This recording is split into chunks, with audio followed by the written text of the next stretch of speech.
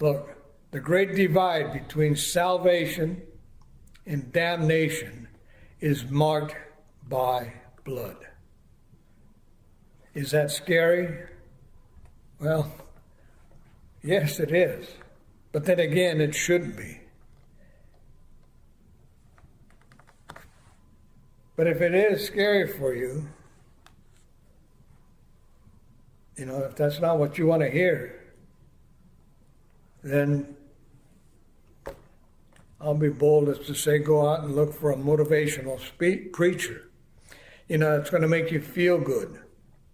But beware that those preachers, and there's a lot of them out there, are like the Pied Piper, playing their flute, and have thousands and thousands hypnotized behind them, marching them straight to hell.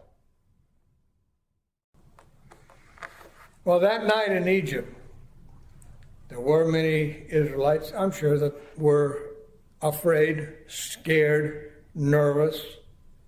Put yourself in their shoes. You would be too. I'm sure I probably would be, especially when hearing all the wailing and the screams and the cries from all of the other homes.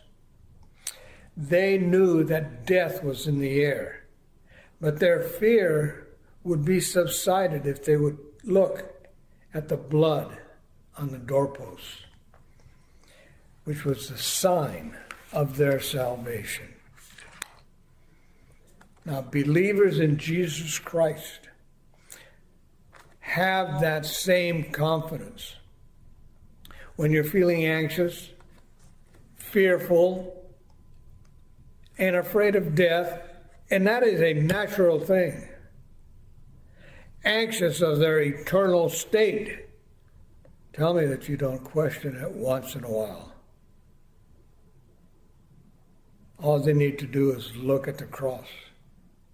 There they see the guarantee of their salvation, marked by blood. God saw the blood on the doorposts.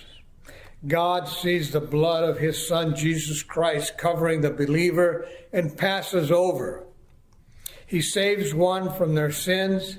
He saves them from the eternal punishment that is due. By faith, the believer perseveres to the end of his life. He enters then into the glory and is raised from the dead and will enjoy the pleasures of God for eternity. And if you don't know Christ, all this can be yours.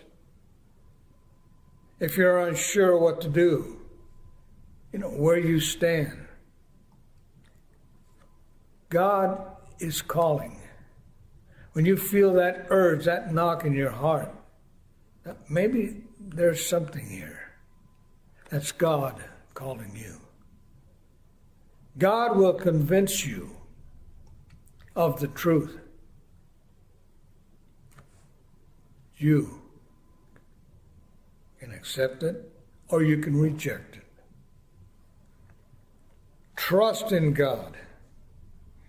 Trust in his promise that Jesus died in your place.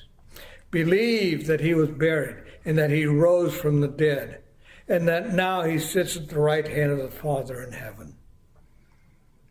Have faith. Well, my faith isn't strong enough. God in his grace gives you his faith to believe. Trust. Trust. Have faith in God's promise that God so loved the world that he gave his only begotten, one-of-a-kind Son, that whoever believes in him will not perish, but have eternal life.